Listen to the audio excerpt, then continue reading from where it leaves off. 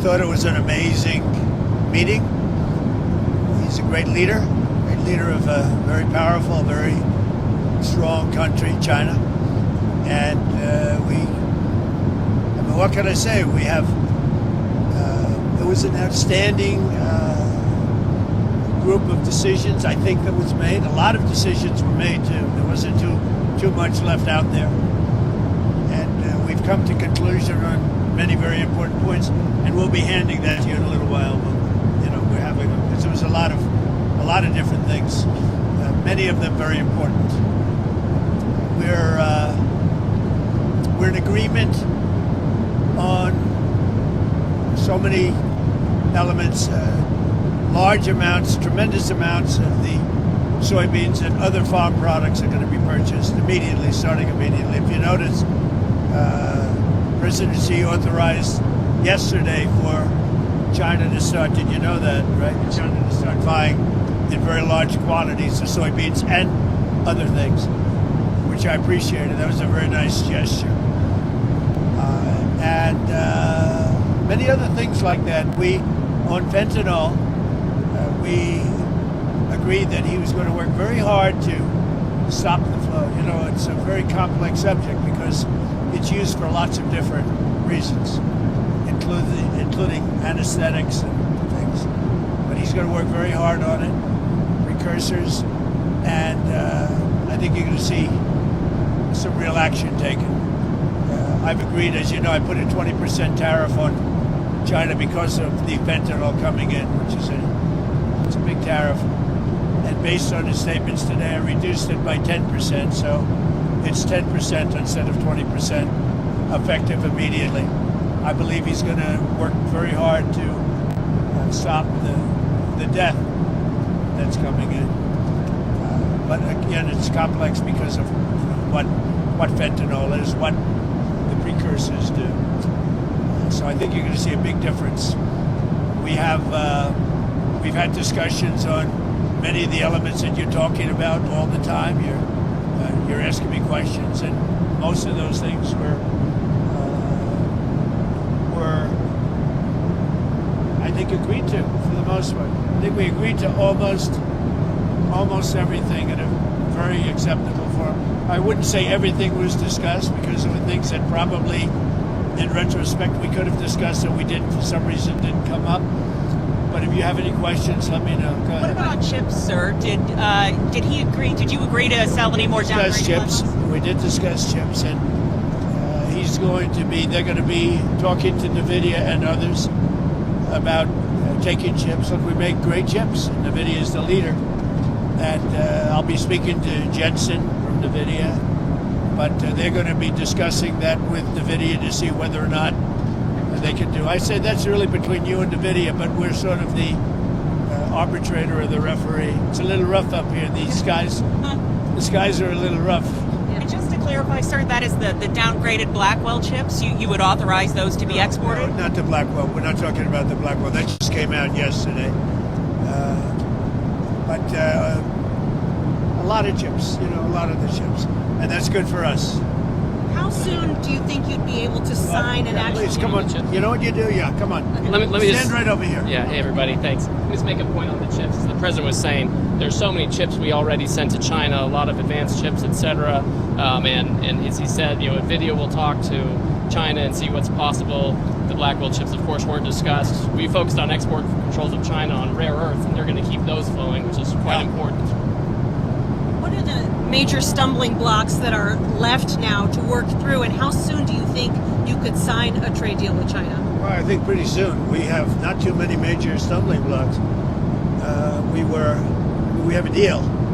Now, every year we'll renegotiate the deal, but I think the deal will go on for a long time, long beyond the year. We'll negotiate at the end of a year, but all of the rare earth has been settled, and that's for the world. I mean, worldwide.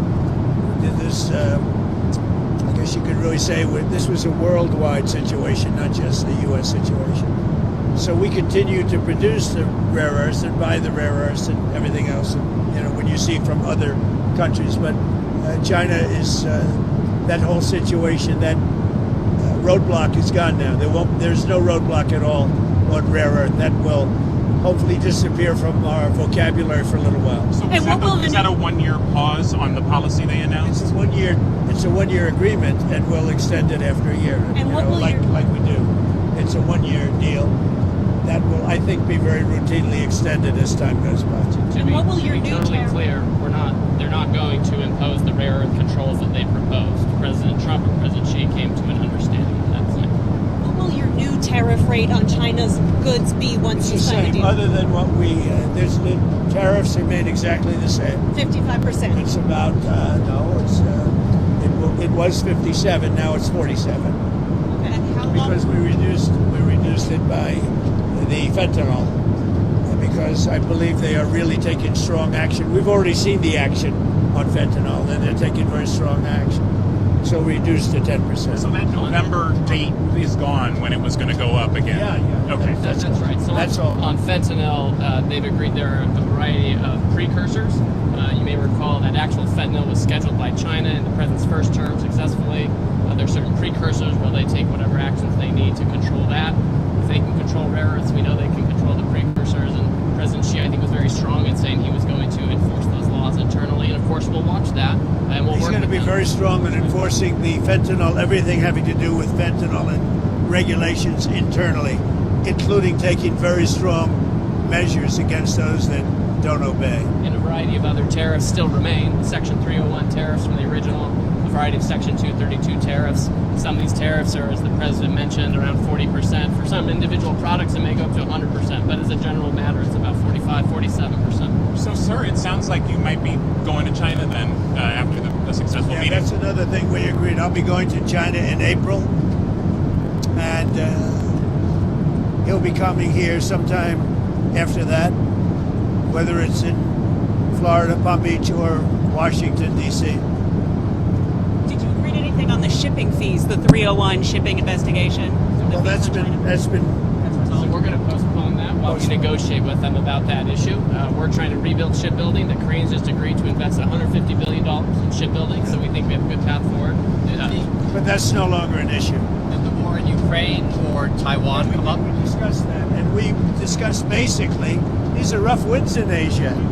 I must tell you, this is a rough flight. We could have waited an hour, maybe. This is a little tough.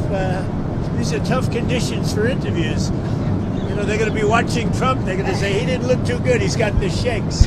I don't have the shakes, but people are going to think I do. You're pretty solid. So Ukraine, it came up. Yeah, it did come up. Ukraine came up very strongly. We talked about it for a long time, and we're both going to work together to see if we can get something done. We agree the sides are, locked in, fighting, and sometimes you have to let them fight. I guess crazy, but he's going to help us, and we're going to work together on Ukraine. Russian oil. There's not a lot more we can do.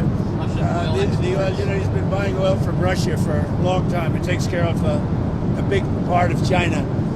And, I can say India's been very good on that front. But we didn't really discuss the oil.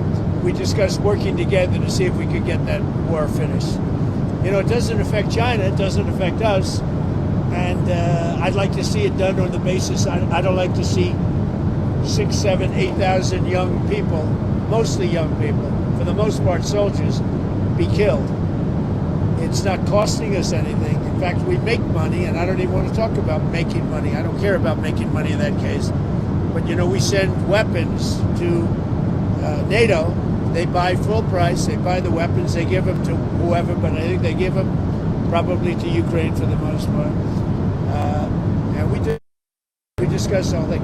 We're going to work together to try and get the war with Russia and Ukraine solved. What about the Taiwan issue, sir? It never came up. Taiwan never came up. It was not discussed, actually. What else didn't come up that you thought might come up? You had mentioned you didn't get to everything. We had a long meeting, as you know, but a lot of things we discussed in great detail. A lot of things we brought to finalization. A lot of finalization.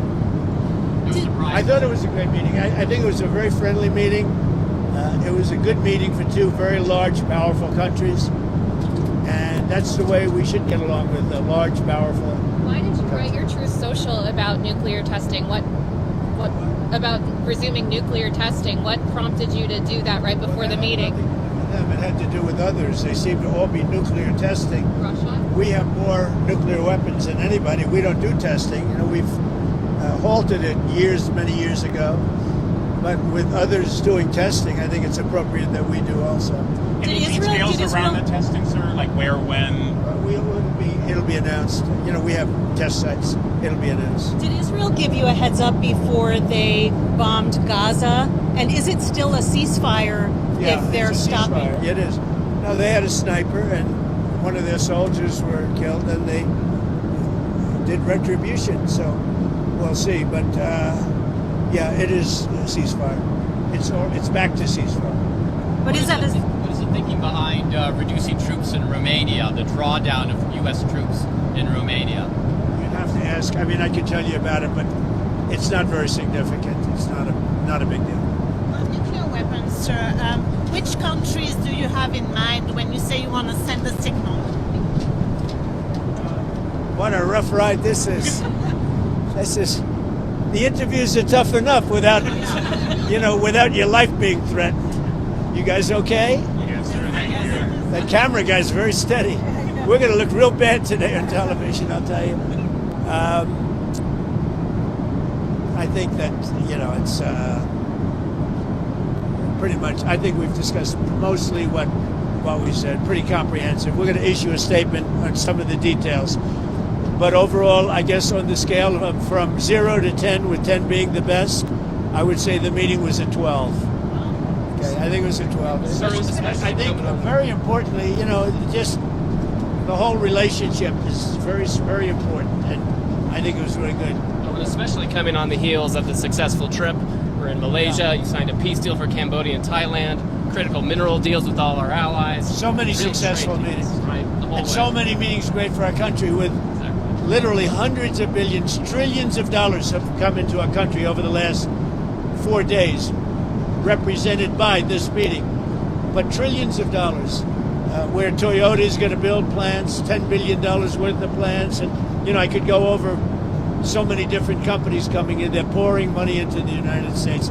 So beyond even this meeting, this was an unbelievable trip, and I hope you're glad you were a part of it. It was big.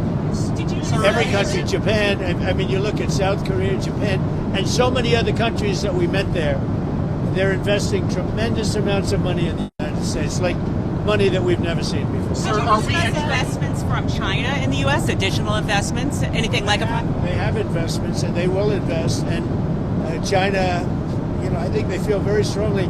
They congratulated me on the tremendous success that we've had, because there's never been a country that has had so much money come into it for purposes of investment, for building, for auto plants, for AI, etc. So he was very strong on congratulating me for that. But he didn't commit to any additional investment or outflow. We didn't really discuss it, but he would. Did you ever get through to Kim Jong-un about setting up a meeting? Does he have a phone? We never were able to talk because I was so busy, and really this is why we came. I think it would have been maybe disrespectful to the importance of this meeting if we did that. So I'd come back with respect to Kim Jong-un. I'd come back if it was. What do you want to talk about with him? I had a great relationship with Kim Jong-un. I think if I didn't get elected, you would have had, if Hillary Clinton came in at the time, who he doesn't like too many people other than me, if you want to know the truth. I think you would have had a big war. Could have been a very bad war, too. Sir, with the nuclear announcement, just one more on the nuclear announcement. Do you worry that we're entering a more risky environment when it comes to nuclear issues? No, I don't think so. I think we have it pretty well locked up. But we have more than anybody. But I see them testing. And I say, well, if they're going to test, I guess we have to test. I'd like to see a denuclearization because we have so many, and Russia has some. Russia's second, and China's third, and China will catch up within 4 or 5 years. I think de-escalation would be they would call it denuclearization, would be a tremendous thing, and it's something we are actually talking to Russia about that, and China would be added to that if we do something. Thank you all. It was a great success. It was a great honor. I mean, he's a tremendous leader of a very powerful country, and I give great respect to him, and we appreciate the fact that he came for this meeting. Thank you very much. What are you going to do now? Anything on Canada? Anything on Canada? We had a very nice conversation with him last night. We really did. Thank you. Thanks.